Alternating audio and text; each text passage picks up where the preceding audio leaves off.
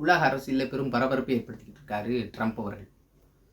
Venezuela நாட்டினுடைய அதிபர் Nicolas அவர்களை கைது செய்திருக்கிறது அமெரிக்கா. அதாவது ஒரு நாட்டினுடைய அதிபர் இன்னொரு நாடு கைது செய்திருக்கிறதே பெரிய பிரச்சனையாக இருக்குமோ அப்படின்னு நீங்கள் நினைக்கலாம். ஆனால் இதுக்கு முன்பாடி இது போல் நடந்திருக்கா அப்படின்னு கேட்டோம்னா நடந்திருக்கு. இதே அமெரிக்கா இப்போது வெனிசுலாவின் மீது என்ன குற்றச்சாட்டுகளை சொல்லி நிக்கோலஸ் மதுரை அவர்களை கைது செய்திருக்கிறதோ அதே குற்றச்சாட்டை வைத்து 1989 ஒருத்தர் கைது செய்திருக்கு. அது குறித்து நம்ம விரிவாக பார்க்க இருக்கிறோம். வாங்க போய் பேசலாம்.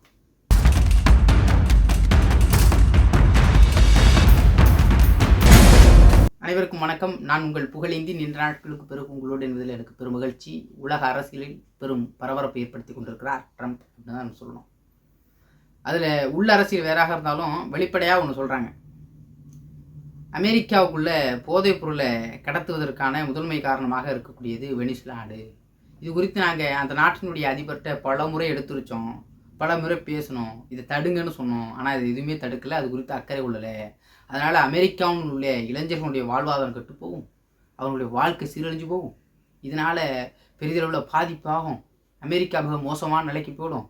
போதைப் பொருளை தடுக்கணும், அதுக்கான ஒரு முன்னெச்சரிக்கை நடவடிக்கையாக என்ன பண்ணிட்டோம் அப்படின்னா நாங்கள் வெனிசுலா நாட்டினுடைய அதிபர் நிக்கோலஸ் மதுரை அவர்களை கைது செஞ்சுட்டோம் அப்படின்னு சொல்லுவோம். இது அவங்க சொல்லக்கூடிய காரணம். இதே காரணத்தை வச்சு 1989 ஒருத்தர் கைது பண்ணாங்க, பனாமாய் கான்வாய். உங்களுக்கு இங்கே கேள்விப்பட்ட பேராக இருக்கும். ஒரு 2-3 ஆண்டுகளுக்கு முன்பாக அந்த பனாமாய் கான்வாய்ன்ற பகுதியில் ஒரு கப்பல் ஒன்று சிக்கிக்கிச்சு. இப்போ ஞாபகம் வருதுங்களா? அந்த கான்வாய் தான். அந்த பகுதியினுடைய அதிபர் அவர்களை அமெரிக்கா கைது செய்து. அப்போ என்ன காரணம் சொன்னாங்க தெரியுமா? இதே காரணம் தான் சொன்னாங்க. போதைப் பொருட்கள் இந்த வழியாக கடத்தப்படுது, அதை நாங்கள் அந்த நாட்டினுடைய அதிபராக இருக்கக்கூடிய நொரியோகோ அப்படின்றவற்றை நாங்கள் சொன்னோம் அப்படின்னு இவங்க சொல்கிறாங்க. அதை தடுக்காததுனால அந்த நாட்டினுடைய அதிபர் நொரியோகோ அவர்களை கைது செய்கிறோம்னு கைது பண்ணி கொண்டு வந்து அமெரிக்காவினுடைய நீதிமன்றத்தில் ஒப்படைக்கிறாங்க. அமெரிக்கா நீதிமன்றம் என்ன சொல்லிச்சுன்னா 40 வருஷம் சிறை தண்டனை கொடுத்துருச்சு இவர் மேல். கிட்டத்தட்ட அவர் 17 ஆண்டுகள் உள்ளேயே இருந்து சிறைக்குள்ளேயே செத்து போனார்.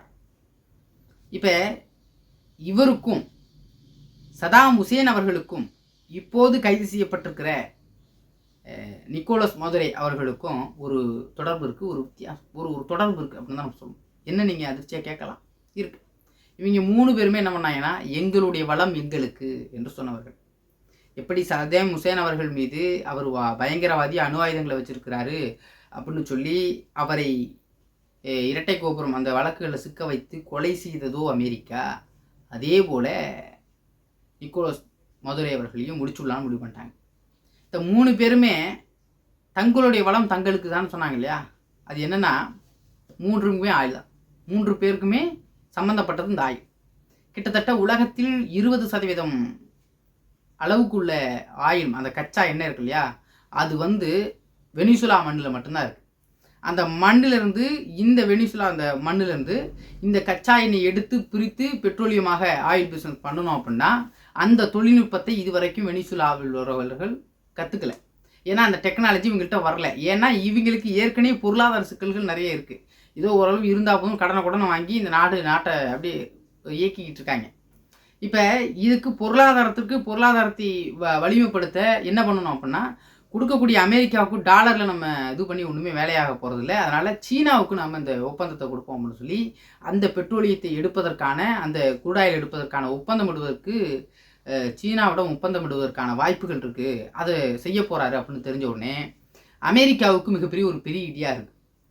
எப்படி ரஷ்யா உக்ரைன் மீது தாக்குதல் நடத்துதோ அது ஏன் நடத்துது அப்படின்னா நேட்டோ நாடுகளோட போய் உக்ரைன் சேரப்போகுது அப்படின்ற ஆபத்து இருக்குது. அது சேர்ந்துருச்சுன்னா ரஷ்யாவுக்கு மிகப்பெரிய ஒரு ஆபத்து. நேட்டோ நாடுகள்லாம் ஒன்று சேர்ந்து ரஷ்யா மீது 3வது உலகப் போரை தொடங்கிவிடும் அப்படின்னு சொல்லி அவர் எப்படி உக்ரைன் மீது தாக்குதல் நடத்தி கொண்டிருக்கிறாரோ அதே போல் இவர்கள் போராக நடத்தாமல் வேறு எதுவும் ஒரு குற்றச்சாட்டை வச்சு இவரை கைது பண்ணிடலாம் அப்படின்னு. இப்போ போர் அப்படின்ட்டா இந்த பக்கம் சீனா, இந்த பக்கம் ரஷ்யா என்று அமெரிக்காவுக்கு எதிராக திரும்பிடும். ஏற்கனவே வெனிசுலாங்கிற நாடு ரஷ்யாவுக்கும் சீனாவுக்கும் இந்தியாவுக்கும் ஆதரவான ஒரு நாடு.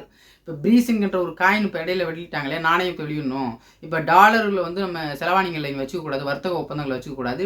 ஃப்ரீஸுங்கிற நாட்டினுடைய அந்த தொடர்பில் வச்சுக்கணும் அப்படின்னு ஒரு முடிவுக்கு வரும்பொழுது அதில் சீனாவும் பங்கு பெற்றிருக்கு. இப்போ வெனிசுலாவும் பினிஸ் என்கின்ற அந்த இதுக்குள்ளே, அந்த ஒப்பந்தத்துக்குள்ளே, அந்த நாணயத்தில் நம்ம வந்து பொருளாதாரத்தை வளர்ச்சி வச்சுக்கிட்டோம்னா நாடு நலன் பெறும் அப்படின்னு சொல்லி அவர் முடிவெடுத்திருக்கார். டாலரில் பண்ண அமெரிக்காவுடைய பொருளாதாரம் அங்கே தான் பெரிய அளவில் இருக்கக்கூடிய, இங்கே எங்களுக்கான வெனிசுலா நாட்டு மக்களுக்கான பொருளாதாரங்களோ அவருடைய வாழ்வாதாரங்களோ பெரிதளவில் மாறுபடலை.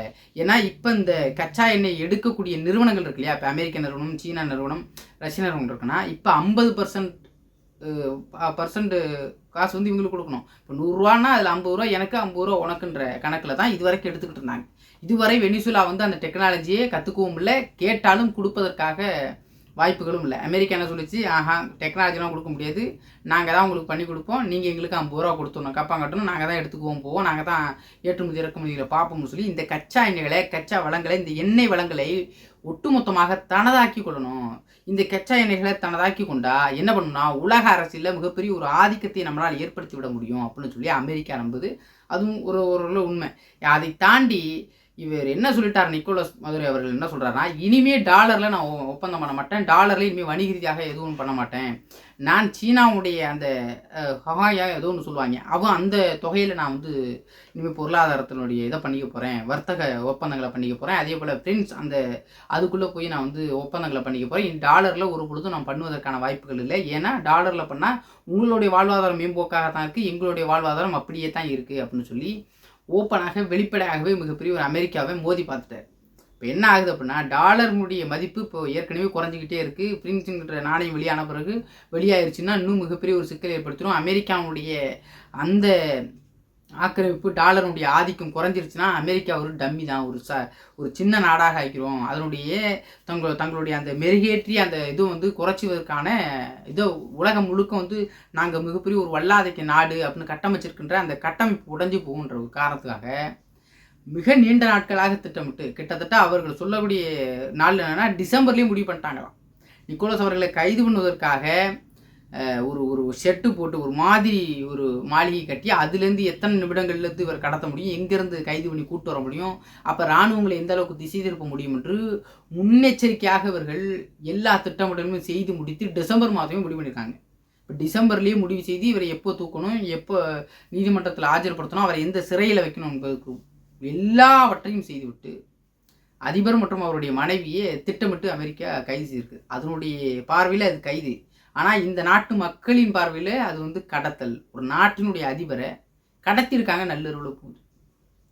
எப்படி பனாமாய் கால்வாயின் வழியாக போகக்கூடிய எல்லா கப்பலுக்கும் நீங்கள் வந்து வரி கட்டணும் என்று சொன்னாரோ, நொரியோ அவர்கள் சொன்னாங்க இல்லையா, வரி கட்டணும், வரி கட்டி தான் போகணும் அப்படின்னு. அப்போ அமெரிக்காவுடைய 8% வர்த்தகம் வந்து அந்த வழியாக தான், கடல் வழியாகத்தான் இருக்குது. அதனால் என்ன பண்ணுச்சு, வல்லாதிக்க நாடு எங்ககிட்டயே நீங்கள் வந்து வரி கேட்குறீங்களா அப்படின்னு சொல்லி என்ன பண்ணுச்சு, அந்த நாட்டினுடைய அதிபர் மீது என்ன குற்றச்சாட்டு வச்சாங்க, இதே போதைப் பொருள் குற்றச்சாட்டத்துக்கு உள்ள வச்சாங்க.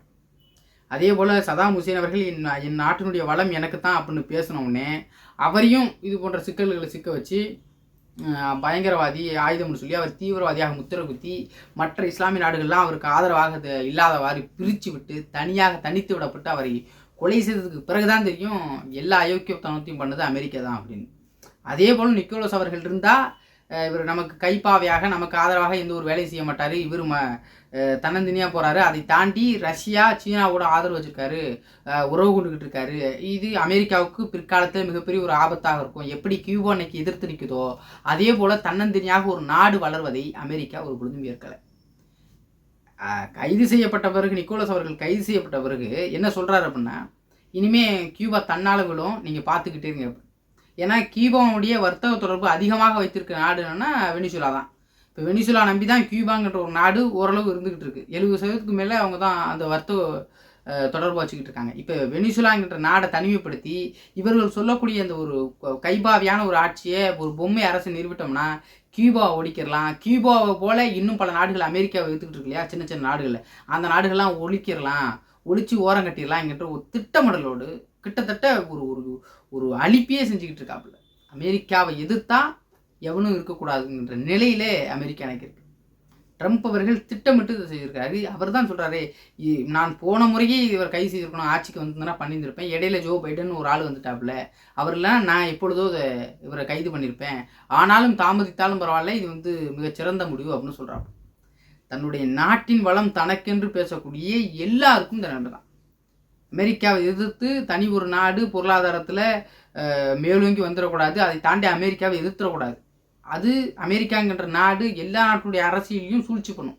அவர்களுக்கு ஆதரவான அரசியல் தலைவர்களை தான் ஆளுவதற்கான வேலையை பார்க்கும். ஒரு மறைமுகமாக இது வேலை செய்து தனக்கான ஆட்களை ஒரு பொம்மை அரசு நிறுவும்.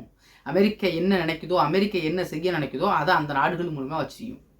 அதுதான் எப்படி ரஷ்யா தன்னை பாதுகாத்துக்கொள்ள, தன் நாட்டினுடைய பாதுகாத்துக்கொள்ள உக்ரைனை திரும்ப நாங்கள் ரஷ்யாவோட இணைப்போம் என்று புட்டின் அவர்கள் அறிவித்து போரை தொடங்கினாரோ, அதே போல் இவர்கள் என்ன பண்ணுறாங்கன்னா, வெனிசுலாங்கிற நாடு சீனாவின் ஆதரவாகவோ ரஷ்யாவுடைய ஆதரவு பக்கமாக போயிட்டாவோ அமெரிக்கா மிகப்பெரிய ஒரு பாதிப்புக்குள்ளாகும் அப்படின்றத மிக தெளிவாக அவங்க கணிச்சிருக்கிறாங்க. அதை தாண்டி டாலருடைய மதிப்பு மிக கீழேங்கி போய்கிட்டு இருக்கு. அப்போ அதை மேலோங்கி வைக்கணும்னா இந்த ஆயில், நம்ம குருடாயில் நம்மளுக்கு கண்ட்ரோல் வரணும். அந்த குருடாயில் கண்ட்ரோல் வரணும். ஒப்பந்தம் கொடுக்குறான்னா நிக்கோலஸ் மதுரை அவர்கள் கொடுப்பதற்காக வாய்ப்பாக கொடுக்கல, அமெரிக்காவை கொடுக்கல, நான் உங்களுக்கு கொடுப்பதற்கு அந்த ஒப்பந்தத்திற்கான வாய்ப்பே இல்லை என்று சொன்னோடனே அப்போ அவர் கைது பண்ணி உள்ளே போட்டு நமக்கு ஆதரவானால அங்கே உள்ளே நிறுவுங்க அப்படின்னு கைது பண்ணப்பட்ட பிறகு இனி நாங்கள் சொல்லக்கூடிய அரசு தான் வெனிசுலாவில் இருக்கும் என்று ஒரு நாட்டு அதிபர் இன்னொரு நாட்டுக்கு யார் நான் அதிபர் ஆக்குவேன்றதை வெளிப்படையாக சொல்கிறார். அப்படின்னா இந்த அரசியல் எந்த அளவுக்கு புதுப்பாருங்க, எந்த அளவுக்கு சூழ்ச்சி செய்யப்பட்டு ஒரு நாட்டை வீழ்த்துவதற்கான வேலையை பார்க்குறாங்க.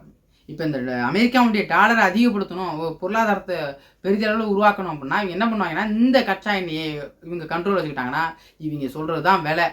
இப்போ நீங்கள் சொல்கிற கரன்சிலாம் வேலை ஆகாது, டாலரில் தான் இனிமேல் பொருளாதாரம் ஏற்றுமதி இறக்குமதி எல்லாமே டாலரில் தான் வணிக ஒப்பந்தங்கள்லாம் பண்ணணும் அப்படின்னு சொல்லி இவங்க ஒரு முடிவு கொண்டு வருவாங்க. அமெரிக்காவுடைய நலனுக்காக, அமெரிக்காவோட நல்லதுக்கு என்று சொல்லி ஒட்டுமொத்தமாக அமெரிக்கா ஒரு சர்வ வல்லாதிக்க ஒரு நாடு, அமெரிக்காவை எதிர்த்தா நீங்கள் இல்லாமல் போய்விடுவீர்கள் என்பதை சொல்லாமல் சொல்கிறார். அப்போ சின்ன சின்ன நாடுகளுக்கெல்லாம் ஒரு ஒரு ஒரு கம்பீரமான ஒரு நாடாக இருக்குது அப்படின்னா அது வெனிசுலான்ற ஒரு நாடு கம்பீரமாக ஏற்றுக்கிட்டு இருந்தாப்புல. பொருளாதாரம் உள்நாட்டு பிரச்சனைகள் எத்தனையோ இருந்தாலும் அவர் அமெரிக்காவை வலிமையாக எடுத்து கொண்டிருந்தார். இவர் கம்யூனிஸ்ட் சித்தாந்தத்தை கொண்டு வந்த ஒரு நாடு. கம்யூனிசம் அப்படின்னாவே ட்ரம்ப்புக்கும் பிடிக்காது, அமெரிக்காவுக்கும் பிடிக்காது. ஏன்னா அவர்கள் வளர்ச்சி பாதையை தடுக்கக்கூடியவர்கள், முட்டாள்தனமானவர்கள் என்று அமெரிக்காங்கிற நாடே ஒட்டுமொத்தமாக அமெரிக்காவர்களே நம்புறவர் தான் அவங்க. ஆமாம், அப்பேற்பட்டவர் தான். ஏன்னா கியூபா வீழணும் அப்படின்றத மிக தெளிவாக நேற்று அந்த ப்ரெஸ் மீட்டில் சொல்லும் பொழுது பார்க்க முடியுது.